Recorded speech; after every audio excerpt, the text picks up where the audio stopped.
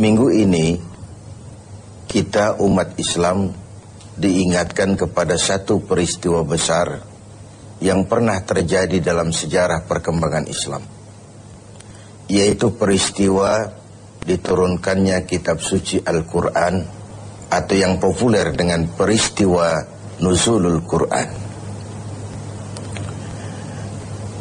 Setiap agama mempunyai kitab-kitab suci tentu. Orang Yahudi punya kitab Taurat. Orang Nasrani punya kitab Injil. Orang Hindu punya kitab Weda. Orang Buddha punya kitab Tripitaka. Pengikut Zoroaster, agama Majusi, punya kitab Zen Avesta.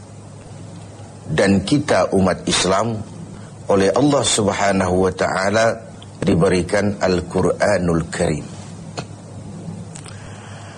Mengapa kita yakini Quran sebagai kitab suci? Paling kurang karena 3 hal. Pertama, sampai dengan hari ini tidak seorang pun yang mampu membuat satu kitab seperti Al-Quran ini. Bahkan janganlah satu kitab, satu surah sekalipun, bahkan satu ayat sekalipun. Sebuah kitab dinamakan suci kalau dia bebas dari intervensi manusia. Kalau memang Al-Quran adalah buatan seorang yang bernama Muhammad, yang Muhammad mampu melakukannya, orang lain juga tentu akan mampu. Barangkali belum pernah ada yang mencoba. Sudah. Bahkan Al-Quran sendiri memberikan tantangan. Wa in kuntum fi raibim mimma nazzalna ala abdina fa'tu bi suratin min misli. Jikalau kamu ragu terhadap Al-Quran yang kami turunkan kepada hamba kami Muhammad, kalian anggap itu bikinan Muhammad saja, coba kau buat satu surah saja semacam Al-Quran ini. Tak mampu kamu sendiri, wada'u syuhada'akum, ajak teman-teman kamu secara bersama-sama, buat satu surah saja semacam Al-Quran ini. Pernah ada yang mencoba membuat satu surah dengan gaya bahasa surah Al-Fil. Al-Fil wa mal-fil wa ma adraka mal-fil lahu khurtumun tawil wa lahu zail. Gajah, apakah gajah itu? Tahukah kamu apa itu gajah? Dia punya belalai dan dia punya ekor yang panjang. Kalimatnya sudah berbentuk syair, tapi isi jauh panggang dari api. Karena yang namanya gajah, tidak perlu turun surah seperti itu pun orang ngerti kalau gajah mesti punya belalai dan mesti punya ekor. Jadi isi jauh panggang dari api. Surah semacam Al-Fil tadi dibuat oleh Musailamah Al-Kadzab. Dan masyarakat Quraisy memang kaya sekali dengan penyair, dengan pujangga, dengan sastrawan. Sehingga tiap tahun di pasar namanya Ukaz dipertandingkan syair-syair yang hebat-hebat itu. Pemenangnya digantungkan syairnya di dinding Ka'bah. Sudah dicoba itu. Pada sisi lain kita melihat bahwa gaya bahasa hadis tidak sama dengan gaya bahasa Al-Quran. Kalau memang Al-Quran bikinan Nabi Muhammad, tentu saja bahasa Al-Quran sama dengan bahasa hadis. Ternyata jauh sekali.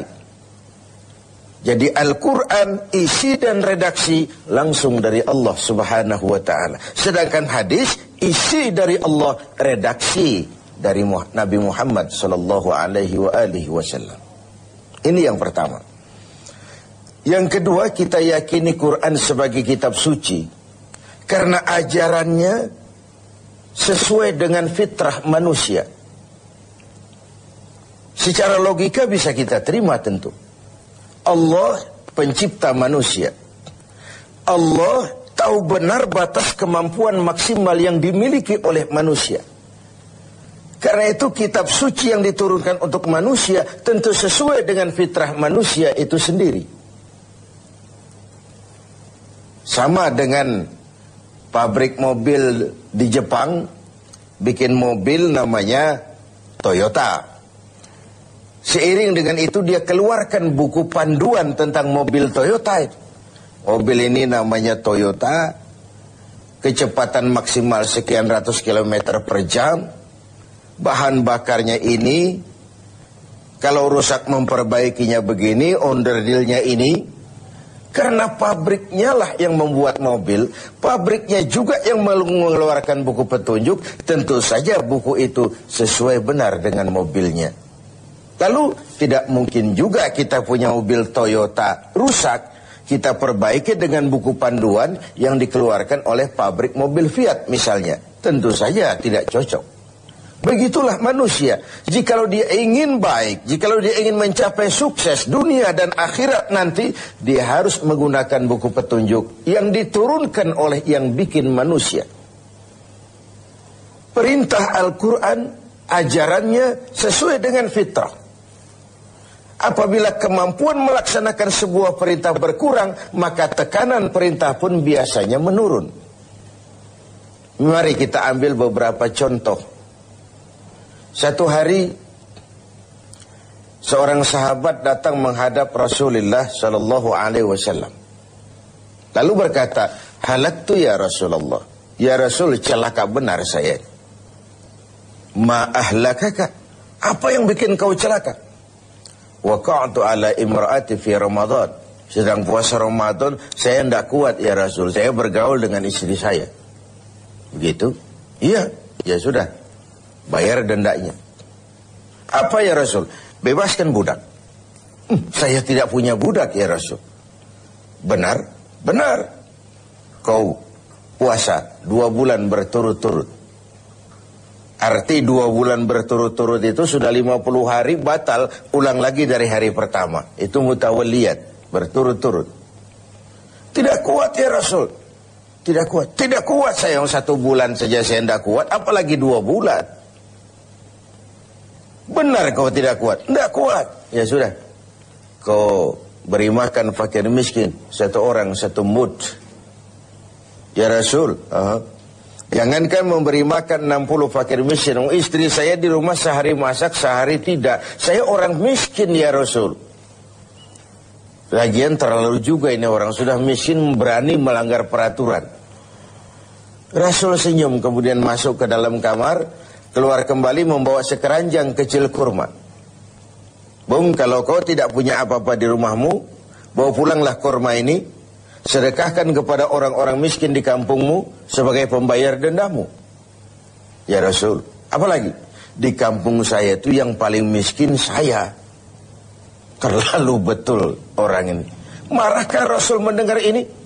Beliau malah senyum makin mengembang lalu berkata, kalau memang begitu kondisimu, bawa pulanglah kurma ini, beri makan anak istrimu di rumah. Inilah watak dari perintah Al-Quran itu. Ngono ya ngono, ning ojo koyo ngono. Tidak kalau sudah begitu ya, mesti begitu, tidak. Sesuai dengan fitrah manusia. Di awal-awal turun perintah puasa, sebagian sahabat itu menyangka siang malam tidak boleh bergaul dengan istri. Mau bertanya mereka malu. Akhirnya ada juga yang nyerempet-nyerempet. Nah, satu hari selesai sholat zuhur, antara mereka kumpul, saling bertukar pengalaman. Yang satu bilang, semalam saya nggak tahan loh. Terus ya saya nyelonong sama istri saya. Yang di sudut satu bilang, saya juga loh. Ternyata banyak. Terhadap ini kemudian turunlah penegasan Al-Quran. Uhilla lakum laylatas siyami arrafasu ila nisaikum. Dihalalkan bagi kamu pada malam berpuasa bergaul dengan istrimu. Kenapa? Ini fitrah. Ini manusiawi. Kalau siang tidak boleh, malam pun tidak boleh. Sebulan penuh. Apa ndak pingsan manusia itu? Inilah fitrah. Sesuai dengan fitrahnya. Semua ajaran agama, semua konsep Al-Quran sesuai dengan fitrah manusia. Suatu kitab dinamakan suci memang kalau ajarannya sesuai dengan fitrah manusia. Bukan memberikan beban kepada manusia. Makin kita renungi konsep Al-Quran, makin kita renungi perintah-perintah agama, makin sampai kita kepada keyakinan bahwa itu sebenarnya apa yang diperlukan oleh manusia. Kita perlu sholat, kita perlu puasa, kita perlu zakat, sedekah, kita perlu sholat tahajud di keheningan malam, perlu. Kalau agama sudah merupakan needs, kebutuhan, keperluan dalam hidup kita, maka tidak ada lagi beban dalam melaksanakannya. Selama ini kan kita masih pada tahapan, saya wajib sholat, saya wajib sedekah, saya wajib haji. Tapi kalau sudah saya perlu, dengan merenungi kenapa kita sujud, kenapa kita bersedekah, apa manfaat yang kita peroleh dari melaksanakan ibadah haji, kita akan sampai kepada ini adalah needs. Pada saat itu pelaksanaan ajaran agama tidak lagi akan menjadi beban, tapi akan kita laksanakan dengan sepenuh hati, karena dalam kita sujud kepada Allah, disitulah tingkat keperluan hidup kita. Puasa, zakat, infak, sedekah, dan begitu seterusnya.